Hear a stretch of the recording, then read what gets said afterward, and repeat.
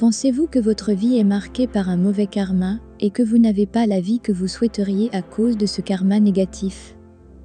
Aujourd'hui, vous comprendrez pourquoi cela se produit et je vous présenterai le moyen de vous libérer de l'esclavage du mauvais karma. Le mot karma signifie action ou énergie qui se transmet à travers les actions, les pensées et les paroles de chacun.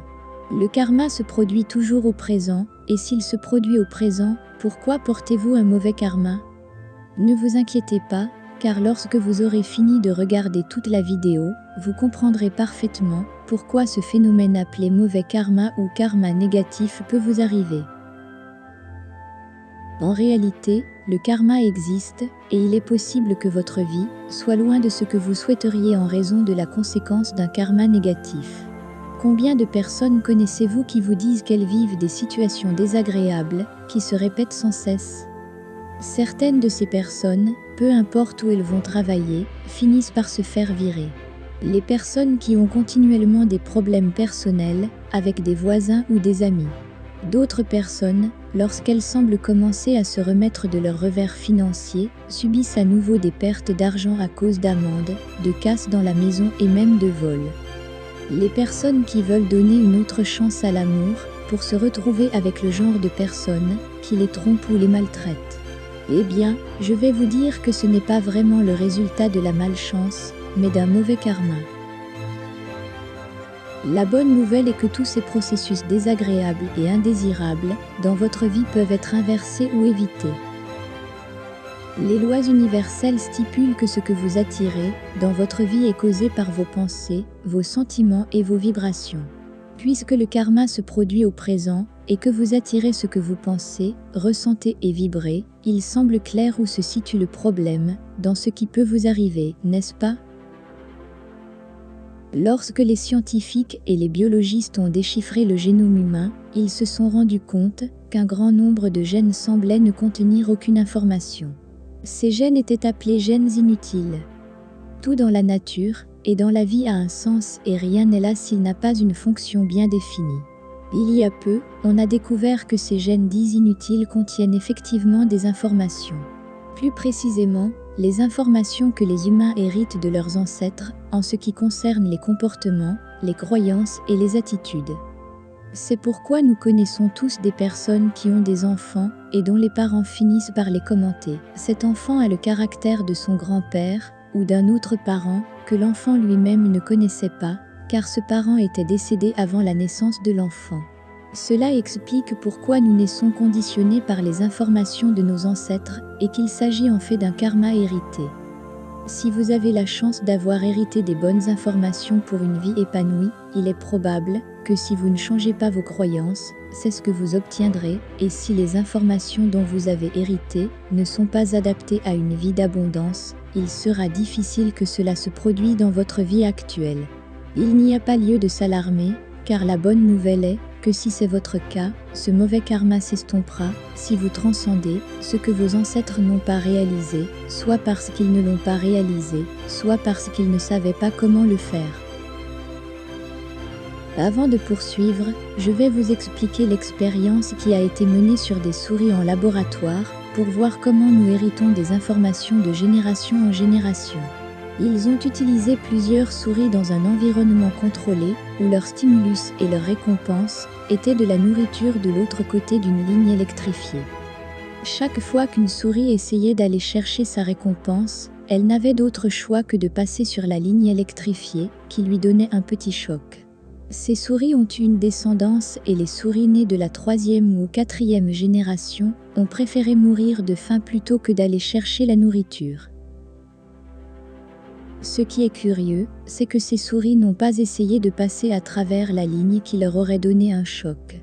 Ils avaient reçu l'information de leurs ancêtres par voie génétique. Comme vous pouvez le constater, vous pouvez avoir un bon ou un mauvais karma par héritage ou par les actions que vous faites actuellement. Si vous avez hérité d'un mauvais karma, comment vous en débarrasser? Comme vous le savez peut-être déjà, et pardonnez-moi de le répéter, le karma est l'action, la pensée et la parole qui se produisent au présent. Comme les souris de la 3e et 4e génération, elles étaient déjà conditionnées par des informations qu'elles utilisaient au présent. Ils ne savaient pas consciemment pourquoi ils ne devaient pas aller chercher la nourriture, mais ils étaient conditionnés d'une certaine manière à ne pas le faire. Il en va de même pour les personnes. Chaque personne est conditionnée avec ses propres informations. Il n'y a pas de chance ou de malchance. Nous obtenons dans notre vie ce que nous cultivons intérieurement. Demandez-vous quelles sont les pensées que vous avez à propos de vous-même. S'agit-il de pensées de haute ou de basse estime de soi? S'agit-il de pensées d'énergie positive ou de basse énergie? Que pensez-vous des autres? Quels sont les mots que vous utilisez dans votre vie quotidienne? Êtes-vous cohérent avec les actions que vous entreprenez? Tout ceci est ce que vous envoyez au champ d'information et, comme vous le savez, le champ ne juge pas, il ne fait qu'obéir. C'est ce que vous attirez dans votre vie. Vous pouvez créer la vie que vous voulez. Vous devez juste réaliser que vous n'êtes pas l'information qui vous conditionne. Quels sont les choses que vous n'aimez pas chez vous? Il est temps de le changer.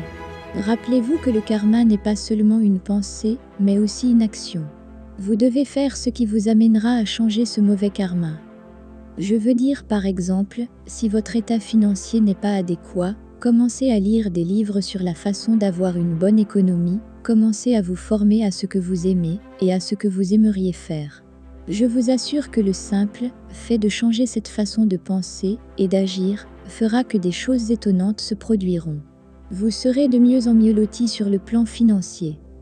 Vous pouvez penser que c'est de la pure magie, mais vous avez simplement changé votre vibration en agissant et en changeant vos pensées. Les Écritures expliquent que les riches s'enrichiront et que les pauvres s'appauvriront. Ce n'est pas quelque chose de nouveau. Selon votre vibration, c'est exactement ce que vous obtenez dans votre vie. Il en va de même, si vous voulez qu'une personne formidable et spéciale entre dans votre vie. Si vous n'êtes pas une personne formidable et spéciale, comment voulez-vous qu'elle entre dans votre vie? Vous attachez ce que vous êtes, et voilà ce que vous obtenez. À quoi voulez-vous que la personne que vous souhaitez voir apparaître dans votre vie ressemble? Amical, bon, attentionné, réfléchi, drôle, bavard, beau.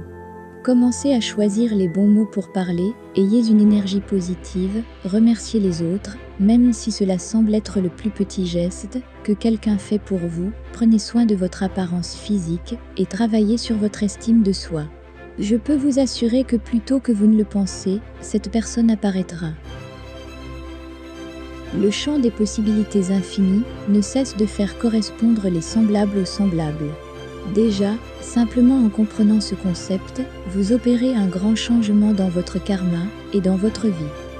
C'est ce qu'on appelle prendre conscience, et c'est, lorsque vous prenez conscience, que la magie opère.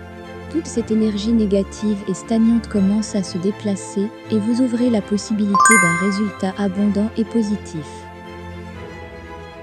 Arrêtez-vous et analysez les aspects de votre vie qui ne correspondent pas à ce que vous souhaitez. Si vous les détectez et ne savez pas comment y faire face, un bon conseil est de regarder les personnes qui ont réussi dans le domaine que vous voulez changer.